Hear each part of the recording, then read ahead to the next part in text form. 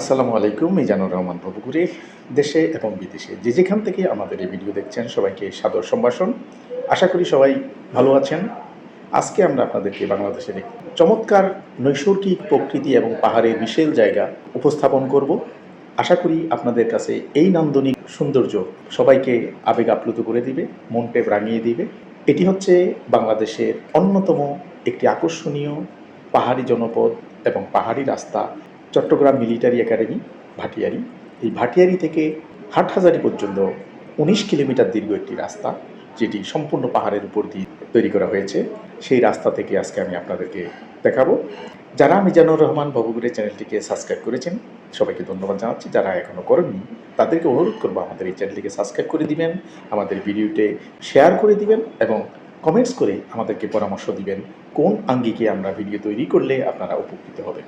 মিজানুর রহমান ভবঘুরে বরাবরই দেশের ইতিহাস, ঐতিহ্য এবং পর্যটন নিয়ে কাজ করে। তাই আমাদেরকে দেশের পর্যটন শিল্পের বিকাশ সাধনে যত পরামর্শ আছে তা দিবেন এবং আপনারা যারা ভ্রমণ করতে চান আমাদের সঙ্গে যোগাযোগ করবেন। ভবঘুরে যাযাবর নামে আমাদের একটি ভ্রমণ টিম রয়েছে। সেই ভ্রমণ টিম নিয়মিত দেশে এবং বিদেশে ভ্রমণ করে থাকে।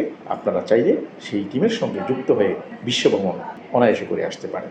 ভাটিয়ারি যাওয়ার জন্য দেশের যে কোনো প্রান্ত থেকেই প্রথমে আপনাকে চট্টগ্রাম শহরে আসতে হবে। চট্টগ্রাম শহরে একেখান মোড় নেমে সেখান থেকে ছোট ছোট মিনিবাসগুলো চলাচল করে সেগুলোতে করে ভাটিয়ারি আসতে হবে।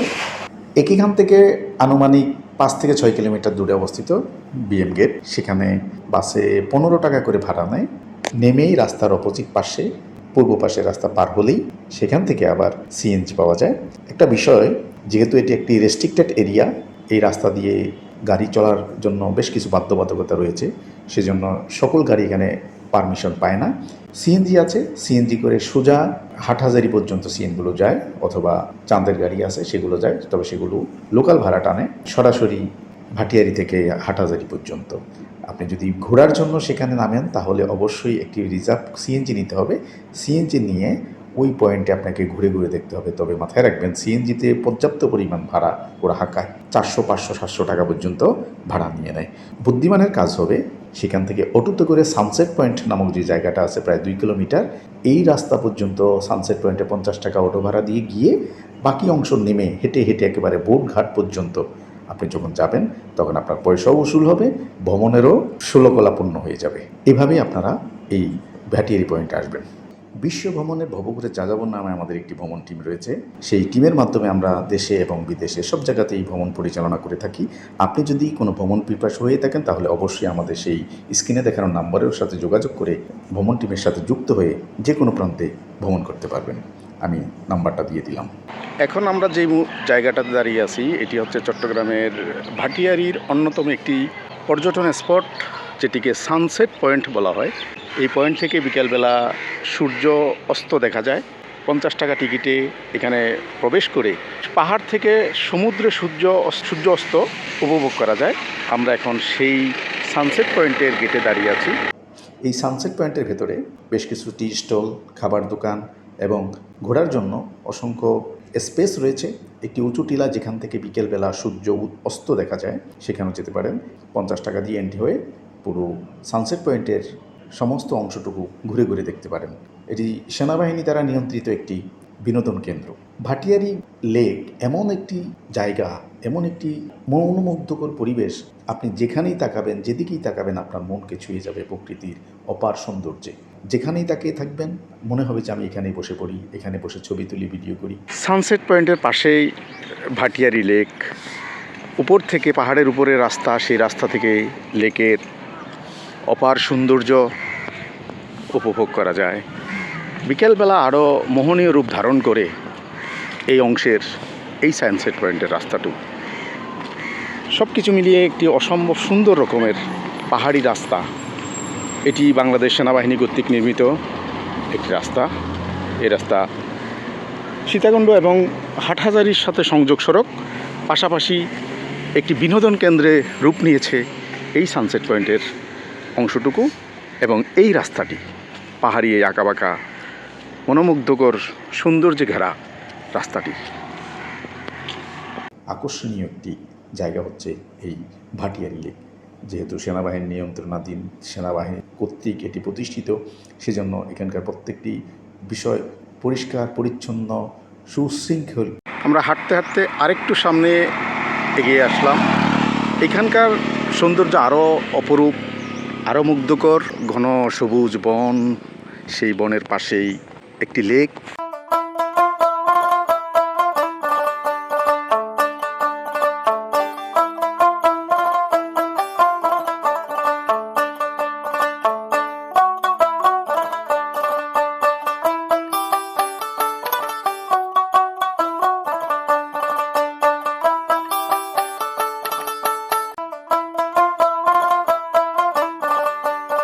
নিয়ন্ত্রণ দ্বারা নিয়ন্ত্রিত এই ভাটিয়ারি লেকটি। বিএম গেটের এখানে আরেকটি গেট আছে, এই গেটের মাধ্যমে আমরা ভিতরের অংশ দেখতে পাচ্ছি। এই যেহেতু রেস্ট্রিক্টেড এরিয়া, আবারও বললাম, সেখানে প্রবেশের অধিকার সংরক্ষিত, সাধারণ পাবলিক প্রবেশ এলাও নয়। আমরা ধীরে ধীরে হেঁটে হেঁটে পুরো অঞ্চলটিকে একটু একটু করে দেখতে পাচ্ছি। আর রাস্তার উপরে সুবিশাল গাছগুলো দুই দিক থেকে একটি ছাউনির মতো অবস্থান সৃষ্টি করেছে। দেখে মন জুড়িয়ে যাচ্ছে। চমৎকার রূপ, প্রকৃতি। যারা প্রকৃতি প্রেমী আছেন তারা এখানে আসলে অবশ্যই পাগল হয়ে যাবেন। এখানকার দৃশ্য দেখে প্রেমে পড়ে যাবেন নয়নাভিরাম সৌন্দর্যের। পাহাড়, লেক, সবুজ বনায়ন সব কিছু মিলেমিশে একাকার এই ভাটিয়ারি লেক। এই লেকের রাস্তার দৈর্ঘ্য, লেকের অংশে যে রাস্তা আছে তার দৈর্ঘ্য প্রায় 4 থেকে 5 কিলোমিটার পর্যন্ত। আপনি হেঁটে হেঁটে এখানকার সৌন্দর্য উপভোগ করতে পারেন। সবচেয়ে আদর্শ সময় শীতের একটু শুরু এবং যখন বর্ষা শুরু হয় তখন।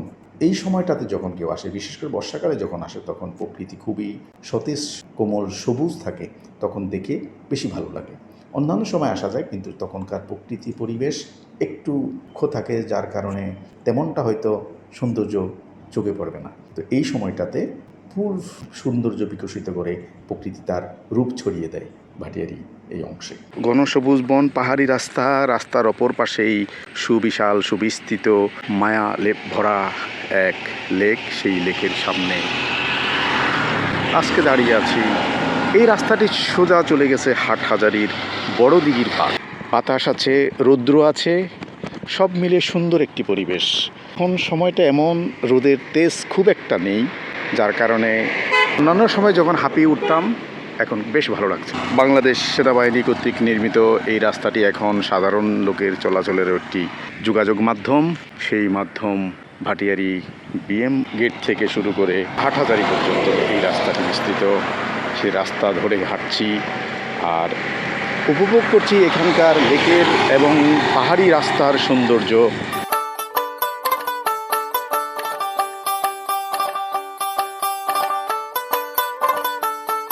লেক, এখান থেকে হাটহাজারী 17 কিলোমিটার। খুব দৃষ্টিকরা, মনোমুগ্ধকর এক সৌন্দর্য এই ভাটিয়ারি লেকে।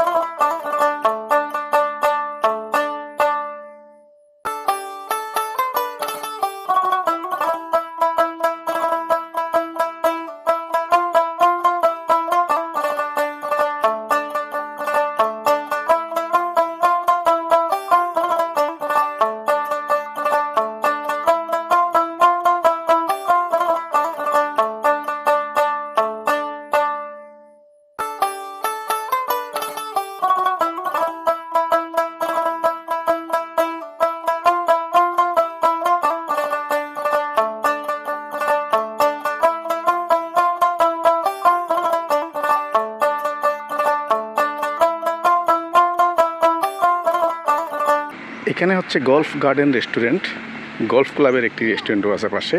এটা হচ্ছে গল্ফ ক্লাব। আমরা আনুমানিক প্রায় 6 কিলোমিটার পথ ভিতরে চলে এসেছি।